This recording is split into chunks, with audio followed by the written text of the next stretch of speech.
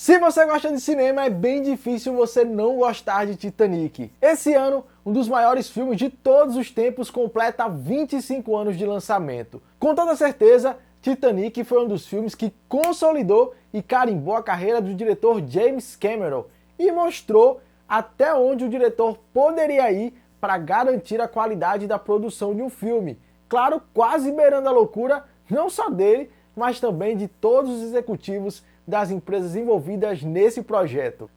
E eu só quero deixar aqui claro que James Cameron já era um cara muito reconhecido no meio, até porque ele já tinha feito boas produções, como O Exterminador do Futuro 1 e 2, e que tinham sido muito bem avaliados. Mas com certeza Titanic mostrou o quanto James Cameron é movido por desafios e deu a ele mais confiança com os executivos para produzir outros grandes filmes no futuro, como por exemplo Avatar 1 e 2. Então, fica aí, pega uma pipoquinha que hoje é dia de comentando os clássicos e eu trago para vocês 10 curiosidades sobre o filme Titanic que você precisa conhecer. Bora repaginar?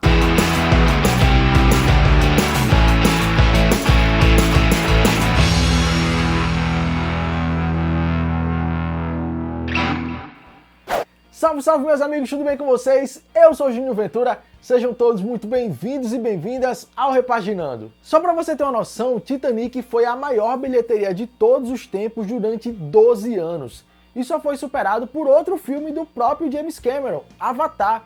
Na época, o filme faturou mais de 2 bilhões de dólares, um feito até então inédito na história do cinema. E por falar em dinheiro, nós já vamos para a nossa primeira curiosidade. Você sabia que a produção do filme custou mais do que o próprio navio na época em que ele foi construído? Calma aí que eu vou explicar. Na época em que foi construído, entre os anos de 1910 e 1912, o navio do Titanic custou algo em torno de 7,5 milhões de dólares. E se a gente for corrigir para o ano da produção do filme, ficaria algo em torno de 150 milhões de dólares. Só que toda a produção do filme custou mais de 200 milhões de dólares. E eu fico pensando, o cara tinha que ter muita certeza que o filme daria certo, já que na época da produção, essa tinha sido a obra mais cara já feita para o cinema. Para produzir o filme, algumas condições foram colocadas pelo então presidente da Fox, Peter Chaney, ao James Cameron. A primeira delas foi que o filme deveria ter um orçamento máximo de 110 milhões de dólares. E o James Cameron foi lá e descumpriu a promessa. Isso porque, como a gente viu, o filme custou mais de 200 milhões de dólares. A segunda era que o filme deveria ser lançado em julho de 1997. E mais uma vez o James Cameron foi lá e descumpriu a promessa, já que o filme só foi lançado nos Estados Unidos em dezembro de 1997. E a terceira e última condição era que o filme deveria ter uma duração máxima de 3 horas.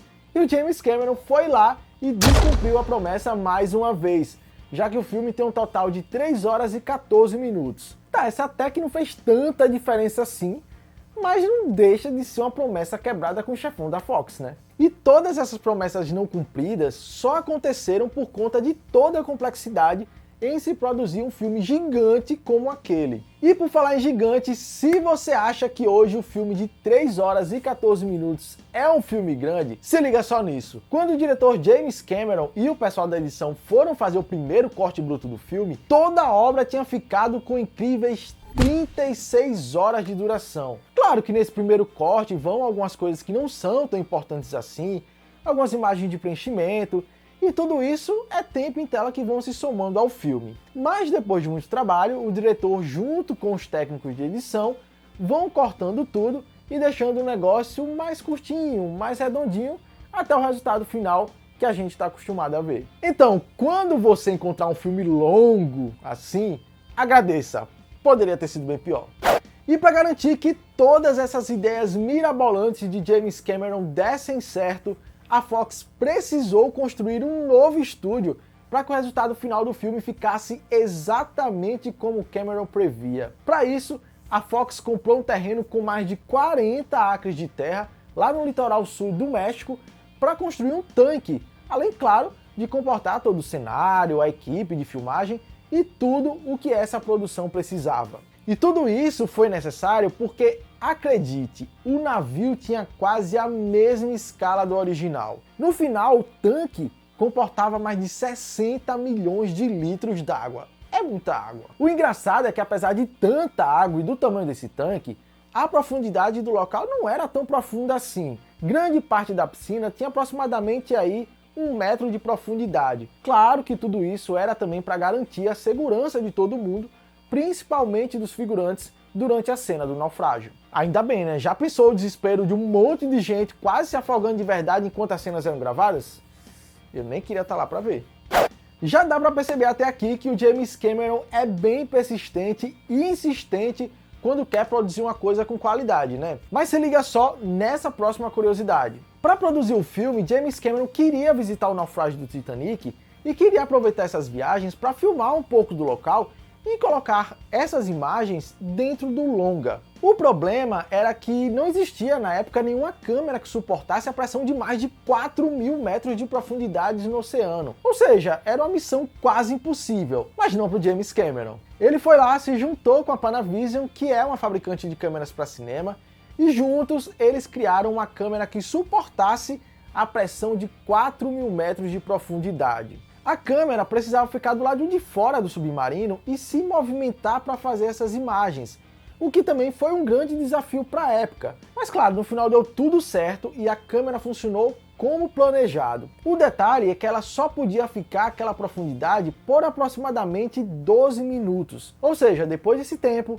eles tinham que voltar à superfície, esperar um tempinho e começar tudo de novo. Então, enquanto você vê aquelas cenas deles lá no submarino, onde os personagens parecem passar horas lá embaixo, na verdade aquelas imagens do navio foram gravados em vários momentos diferentes. E por conta disso, o James Cameron passou mais tempo junto ao navio do que os próprios tripulantes e passageiros do Titanic. E antes da gente seguir com a nossa lista de curiosidades, eu quero fazer um convite para você se inscrever no canal, se você ainda não for inscrito, para ficar por dentro de tudo sobre os filmes, livros e séries. Eu garanto a você, se inscreve no canal que tem muita coisa boa vindo por aí. Eu, se fosse você, já clicava logo no botão de se inscrever para não ficar de fora. O cinema é cheio de truques de perspectivas e de câmera para fazer a magia acontecer. E claro, não podia ser diferente em Titanic. Mas um dos truques de perspectivas utilizados no longa foi durante as cenas nas caldeiras do navio. Claro que tudo era cenográfico no navio e não tinha o mesmo tamanho do original. E para que tudo parecesse real, o diretor James Cameron escalou figurantes com até 1,5 m, aí na faixa de 1,5 m, para interpretar os funcionários da caldeira. A ideia era fazer com que tudo ficasse grande em relação aos personagens. E pelo visto, deu muito certo, né?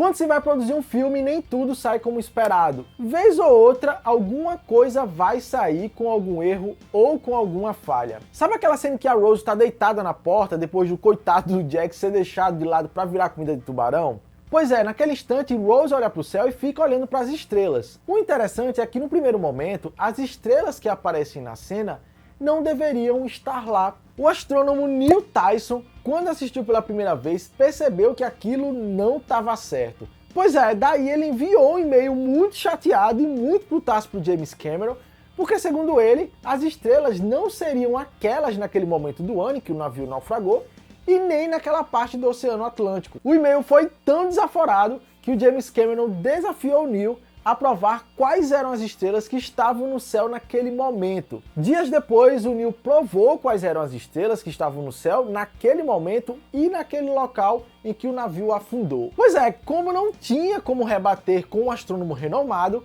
o James Cameron foi lá, recriou as estrelas e incluiu as novas imagens, inclusive na versão 3D. Na verdade, eu acho que foi uma sacada do James Cameron para garantir que o Neil faria o serviço e as estrelas ficariam corretas dessa vez.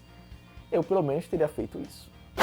Sempre durante a gravação de um filme vão existir alguns contratempos durante as filmagens ou até mesmo na pós-produção. E num filme tão grandioso quanto Titanic, não podia ser diferente. Durante a gravação em 1996, grande parte da equipe de produção passou mal e precisou de atendimento médico após comer uma sopa de frutos do mar que estava batizada. Mas calma, peraí que eu vou te explicar. Apesar de não ter sido comprovada a sabotagem, a sopa tinha fenilciclidina, uma substância tóxica e que pode causar alucinações, deixar as pessoas mais desinibidas e criar aquela sensação de flutuação além, claro, de dores e muita agitação. A situação virou caso de polícia, mas infelizmente o caso não foi para frente. Mas a suspeita é que alguém tenha sido responsável pela adulteração na sopa.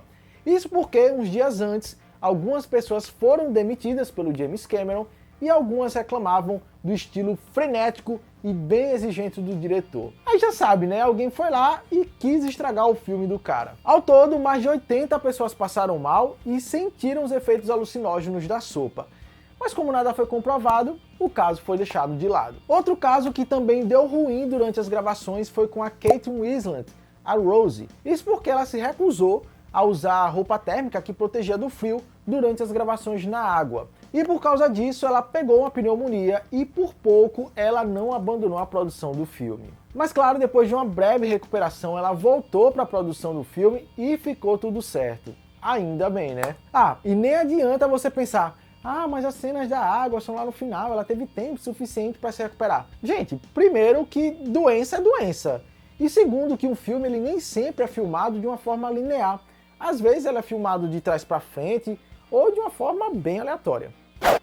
Que a história do Titanic é baseada numa história real, isso a gente já sabe. Mas claro que nem tudo ali foi exatamente como a história real. Mas tem uma cena que é uma singela, mas uma bela homenagem a um casal de idosos que realmente existiu. Na cena que o navio está afundando e um casal de idosos se abraça deitados na cama, meio que aceitando o final trágico daquela noite, enquanto o quarto deles enche de água, nós vemos essa homenagem. O casal que foi homenageado realmente existiu, era Ida e Isidor Strauss.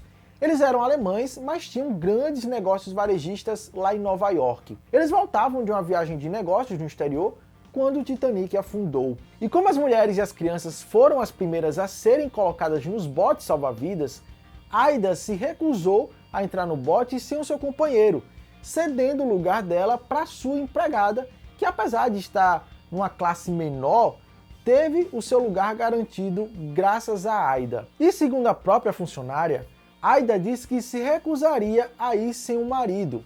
E ela teria dito, já que vivemos juntos, morreremos juntos. Segundo informações dos sobreviventes, os dois foram vistos pela última vez sentados no convés do navio enquanto o Titanic afundava. Essa sim é uma verdadeira história de amor e um amor para a vida toda. Filmes de ação e com cenas muito bem coreografadas precisam de muito planejamento e cuidado para que tudo dê certo na hora da gravação. E em Titanic, várias cenas foram gravadas com muito planejamento. Uma dessas cenas é a que a água invade o salão principal, destruindo tudo que existe pela frente. A cena precisou ser muito bem planejada e coreografada, já que tudo só poderia ser gravado uma única vez, até porque é óbvio que tudo ficaria muito destruído depois e reconstruir tudo isso só para refazer a cena ficaria muito caro. Particularmente, essa é uma das cenas mais bonitas do filme, ao menos no sentido de efeitos práticos, já que tudo ali foi filmado quase que 100% de forma prática e com pouco ou quase nenhum recurso colocado na pós-produção. A gente já viu até aqui que o James Cameron é pau para toda a obra. Foi até o lugar do naufrágio, construiu uma câmera especial para filmar o navio e se dedicava de corpo e alma na produção. Mas talvez tenha um detalhe que você não tenha percebido. Sabe aquele momento bem lindo, bem sensual e bem romântico do Jack pintando a Rose? Sabe de quem é a mão que tá desenhando a Kate Winslet? Pois é, dele mesmo, o próprio James Cameron. Isso porque ele é muito habilidoso em desenho e que para que tudo ficasse perfeito, ele mesmo gravou a cena dele desenhando a personagem. Então, quando você assistir a essa cena, é a mão do James Cameron que você está vendo. O curioso é que o James Cameron é canhoto e o Jack era destro. E como o James Cameron é muito perfeccionista, ele desenhou a imagem invertida para inverter novamente na pós-produção. Bem interessante, né? Titanic, um clássico dos cinemas, é um filme que todo mundo deve assistir ao menos uma vez na vida.